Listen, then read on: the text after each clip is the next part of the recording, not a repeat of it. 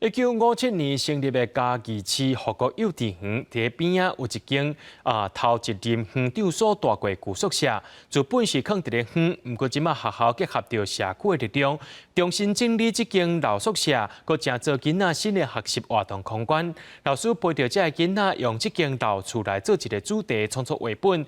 旧时代建筑，正做囡仔人认捌在地新基地。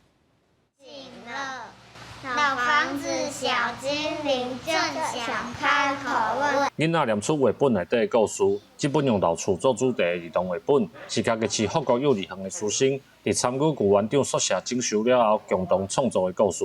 对，我们这届在讨论木头老房子，所以你就做好这个木头老房子。 透过这个踏查这个课程，认识了更多。那我们也希望把这个在地的这个文化特色的课程往下扎根，让孩子从小就知道我们生长的这一块土地。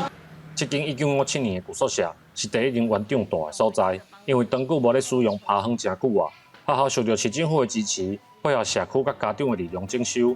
囡仔嘛，伫参与的过程当中，认捌在地的老建筑。修缮的过程当中，我们的孩子们除了不停的观看之外，那也参与了周边的相关的墙面的油漆，也让孩子们对于他们平常在看到的这样子的一个老房子有新的一个印象跟期待。老房屋要找也不容易，那你要保存的好的也更不容易。 所以借由这次机会，可以让孩子们了解到说，以前我们的长辈居住的环境到底是如何。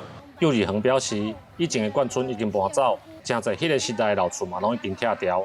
即马整修这间老厝，幼儿园的囡仔唔但有新的学习空间，嘛替这个社区搁找倒来过去的记忆。记者林慧婷，嘉义报道。